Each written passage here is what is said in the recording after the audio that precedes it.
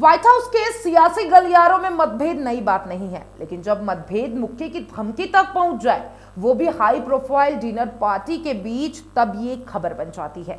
America के राष्ट्रपति Donald Trump के दो सीनियर अधिकारी, ट्रेजरी सचिव स्कॉट बेसेंट और हाउसिंग एजेंसी के डायरेक्टर बिल पुलटे के बीच हुआ झगड़ा अब पूरे वॉशिंगटन की सुर्खी बन गया है।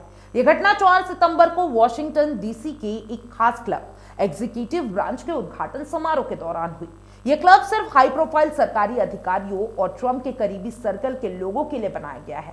इसी खास समारोह के दौरान दोनों अधिकारियों के बीच विवाद इतना बढ़ गया कि बात हाथापाई की धमकी तक पहुंची। जो प्रत्याशदर्शी के मुताबिक माहौल शुरू में काफी औपचारिक और सौहार्दपूर्ण था। डिनर में ट्रंप के पुराने साथी, प्रशासन के वरिष्ठ अधिकारी, कारोबारी और कुछ मेहमान भी मौजूद थे। लेकिन जैसे ही बेसेंट और पुलटे का आमना सामना हुआ, माहौल अचानक गर्म हो गया। सूत्रों की माने तो बेसेंट पहले से ही काफी परेशान चल रहे थे। उन्हें शक था कि बिल पुलटे ट्रंप के साथ निजी बातचीत में उनके खिलाफ बातें कर रहे हैं। बेसेंट को यह भी लगता था कि पुलटे उनके अधिकार क्षेत्र में दखल दे रहे हैं, खासकर फेडरल हाउसिंग फाइनेंस एजेंसी से जुड़े फैसलों में। इसी गुस्से के साथ जब दोनों क्लब के बार एरिया में मिले तो बेसेंट ने बिना समय गवाए पुलटे से भिड़ंत ले ली। चश्मदीदों के मुताबिक बेसेंट चिल्लाते हुए बोले, या तो वो यहां से चले जाए या तो हम दोनों बाहर जा सकते हैं। पुलटे ने थोड़ा शांत लहजे में पूछा, बाहर क्या करने के लिए? बात करने के लिए। बेसेंट का जवाब और भी हैरान करने वाला था। उन्होंने कहा, नहीं, मैं तुम्हारी पिटाई कर दूंगा। ये धमकी सुनकर पुलटे हक्का बक्का रह गए। आसपास मौजूद लोग स्तब्ध देखते रह गए। माहौल पूरी तरीके से तनावपूर्ण हो चुका था।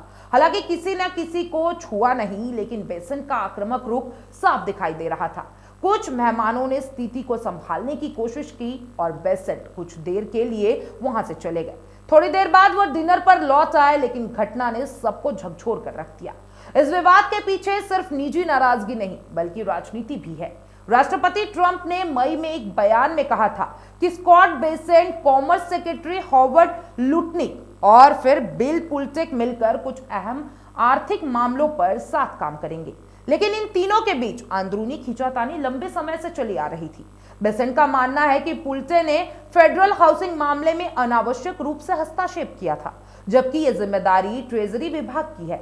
वही पुलटे सोशल मीडिया पर ट्रंप के मुखर समर्थक है और उन्होंने हाल ही के महीनों में अपने तीखे बयानों से ट्रंप के भरोसेमंद सिपाही की छवि भी बना ली है।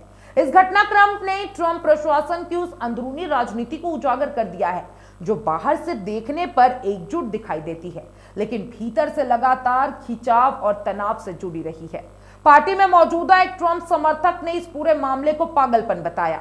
एक वरिष्ठ अधिकारी ने नाम ना छापने की शर्त पर कहा कि यह असहनीय है। हम राष्ट्रपति के लिए काम कर रहे हैं, ना कि किसी निजी दुश्मनी को निपटाने के लिए।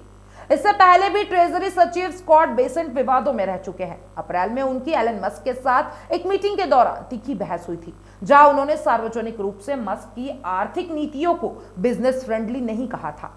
अब जब यह झगड़ा सार्वजनिक हो चुका है तो ट्रंप प्रशासन की छवि पर भी असर पड़ रहा है।